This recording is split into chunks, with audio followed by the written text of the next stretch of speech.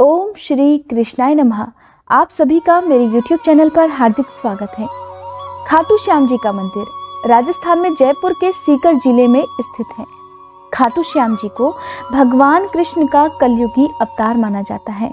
हमारे देश में भगवान कृष्ण के जितने भी प्रसिद्ध मंदिर हैं, उनमें खाटू श्याम जी का मंदिर बहुत प्रसिद्ध है। खाटू श्याम जी के मंदिर के बारे में कहा जाता है कि ये मंदिर महाभारत काल में बना था। इस मंदिर का इतिहास भी महाभारत की लड़ाई से जुड़ा है। अगर आप भी जानना चाहते हैं खाटू श्याम जी के बारे में कि खाटू श्याम जी कौन है और किस तरह से इनका मंदिर अस्तित्व में आया, खाटू श्याम जी की पूजा क्यों की जाती है, तो आज के इस वीडियो में आपके इन सभी सवालों के जवाब मिलने वाले हैं। हर बार की तरह आज की वीडियो शुरू करने से पहले भी आप सभी से अनुरोध है, कमेंट बॉक्स में कृष्ण भगवान की जय जरूर लिखिएगा। खाटू श्याम जी के जीवन की कथा की शुरुआत होती है महाभारत काल से। उस समय ये तो तय हो गया था कि कौरवों और पांडवों में युद्ध होना निश्चित ही है। ऐसे में दूर दूर से राजा महाराजा अपने अपने पक्ष चुनते हुए अपनी सेनाओं समेत युद्ध में शामिल होने पहुंच रहे थे। युद्ध की बात जंगल में रहने वाले एक नवयुवक के कानों तक भी पहुंच गई। उसने अपनी माँ से युद्ध में जाने की आज्ञा मांगी। उसकी माँ ने सहर्ष अपनी अनुमति दे दी और जाते जाते कहा, जा बेटा, हारे का सहारा बनना। वह नवयुवक अपनी माँ की बहुत बात मानता था।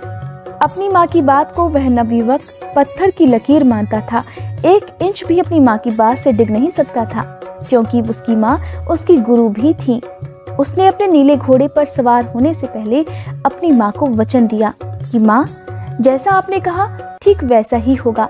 यानी कि नवयुवक की माँ ने वचन लिया था कि उनका पुत्र हारने वाले पक्ष की तरफ से ही युद्ध करेगा।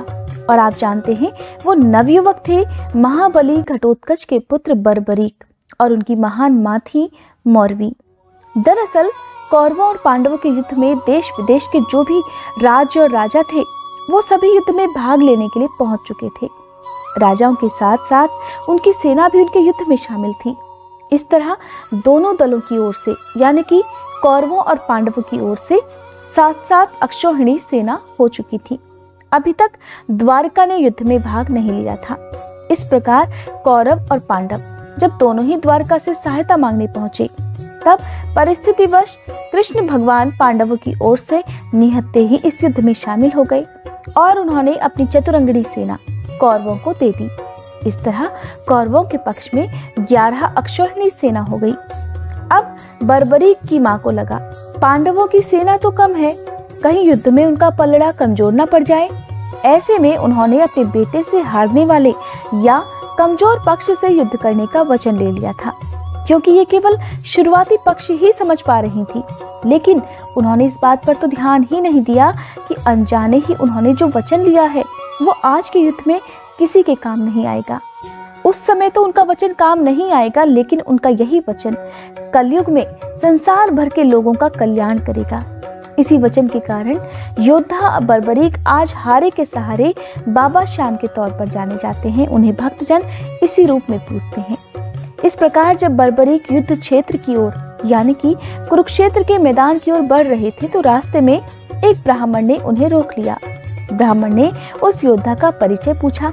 तब बर्बरीक ने उन्हें बताया कि मैं पांडव कुलभूषण बलशाली भीम और हिडिंबा का पोता और उनके पुत्र घटोत्कच का पुत्र हूँ। मेरी माँ का नाम मौरवी है, जो खुद एक महान योद्धा है और वही मेरी गुरु भी हैं। और इस युद्ध के लिए मेरी माँ ने मुझे युद्ध नीति में कुशल भी बना दिया है और मुझे सभी देवतागणों से आशीर्वाद भी दिलवाया है। अब मैं अपनी माँ के आशीर्वाद से ही कुरुक्षेत्र के मैदान में युद्ध में भाग लेने जा रहा हूँ। बर्बरीक की बात सुनकर ब्राह्मण ने पूछा, हे वीर योद्धा, तुम युद्ध में भाग लेने के लिए अकेले जा रहे हो? तुम्हारी सेना कहाँ है? तुम्हारे अस्त्र शस्त्र भी अधिक नहीं दिख रहे। और ये क्या, तुम्हारे तरकश में केवल 3 बाण और बस 1 धनुष? ब्राह्मण ने बर्बरीक का मजाक उड़ाते हुए कहा, तुम क्या समझते हो, कुरुक्षेत्र के मैदान में तुम इन 3 बाणों से और 1 धनुष से अपना पराक्रम दिखा पाओगे? मेरी मानो तो लौट जाओ और अपने जीवन का आनंद लो। लेकिन बर्बरीक ने बड़ी विनम्रता से कहा, मेरी माँ के आशीष का आप अपमान न कीजिए ब्राह्मण देवता। मैं उनके आशीर्वाद से हारे का सहारा बनूंगा, और ये 3 बाण कोई साधारण नहीं है, ये दिव्य बाण है। और इस महाभारत के युद्ध के लिए तो मेरा एक ही बाण काफी है। अगर मैंने तीनों बाण चला दिए तो मानो सृष्टि का तो विनाश ही हो जाएगा। और ये बाण खुद मुझे महादेव ने प्रसन्न होकर दिए हैं। इनकी विशेषता ये है कि एक बार में लक्ष्य करते ही यह शत्रु समूह का पूरी जड़ सहित नाश कर देता है, चाहे शत्रु कहीं भी क्यों न छिपा हो। बर्बरीक की बात सुनकर ब्राह्मण ने कहा, तुम बातें तो बहुत बड़ी बड़ी करते हो, अगर ऐसा ही है तो साबित करके दिखाओ। उस पीपल के पेड़ के पत्तों को क्या एक ही बार से बेच सकते हो? ये बात सुनकर बर्बरीक ने कहा, हे ब्राह्मण देवता, मैं बड़ी बड़ी बातें नहीं करता, प्रत्यक्ष को प्रमाण की क्या जरूरत, लीजिए आप खुद ही संतुष्टि कर लीजिए। ऐसा कहकर बर्बरीक ने पीपल की ओर अपना निशाना साध दिया। बर्बरीक ने जैसे ही बाण का संधान किया, ऐसा लगा मानो लाखों बाण प्रकट होकर पीपल के पेड़ के पत्तों को बेधने लगे हों। ये देखकर ब्राह्मण ने एक पत्ते को चुपके से अपने पैर के नीचे छुपा लिया। ऐसा करके ब्राह्मण जानना चाहते थे कि देखें बर्बरीक की बातों में कितना सच है। इस प्रकार ब्राह्मण ने एक पत्ते को चुपके से अपने पैर के नीचे छुपा लिया ताकि बर्बरीक को पता न चले। लेकिन सारे पत्तों को बेध लेने के बाद वह बाण ब्राह्मण के पैरों की तरफ बढ़ने लगा और उनके पंजों के चारों तरफ घूमने लगा। लेकिन जैसे ही उनके पंजों को वो बाण बेधने लगा, तभी बर्बरीक जोर से चीख उठे, हे ब्राह्मण देवता, मेरे लक्ष्य से पैर हटा लीजिए, नहीं तो ये बाण आपके चरण बेध देगा। इतना सुनते ही ब्राह्मण ने पैर हटा लिया और उस बाण ने आखिरी पीपल के पत्ते को भी बेध डाला। ये देखकर ब्राह्मण वाह वाह कर उठे। उन्होंने बर्बरीक के बल कौशल की प्रशंसा की और कहने लगे, हे वीर, तुम तो महान योद्धा हो, क्या तुम इतने ही दानी भी हो? बात सुनकर बर्बरीक ने कहा, जो योद्धा दानी नहीं वो योद्धा भी नहीं। हे ब्राह्मण देवता, आप दान मांगकर तो देखिए, मैं आपको वचन देता हूँ कि आप जो कुछ भी मांगेंगे मैं वो अवश्य दूंगा। तब ब्राह्मण ने बर्बरीक से उनका शीश दान मांग लिया।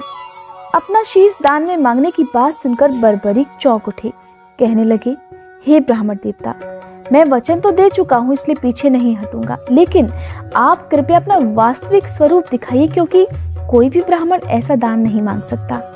तब बर्बरीक की प्रार्थना करने पर ब्राह्मण वेशधारी भगवान कृष्ण ने उन्हें दर्शन दिए।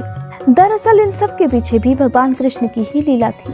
तब भगवान कृष्ण ने रुंधे गले से बर्बरीक के दान युद्ध कौशल की प्रशंसा की। बर्बरीक ने कहा, हे प्रभु, अब तो मैं वचन दे चुका, लेकिन मेरी बहुत इच्छा थी कि मैं भी महाभारत का युद्ध देख पाता। अब मेरी ये इच्छा तो अधूरी रह जाएगी। लेकिन हे प्रभु, एक बात बताइए कि आपने मेरा शीश क्यों मांग लिया? इस तरह मैं तो अपने पिता पूर्वजों के किसी भी काम नहीं आ पाऊंगा। तब भगवान कृष्ण ने उन्हें वरदान दिया कि तुम सृष्टि के अंत तक अमर रहोगे। तुम्हारे बाण से बिंधा हुआ मेरा यह पैर अब मेरी मृत्यु का कारण बनेगा, जो मेरा प्रायश्चित भी होगा।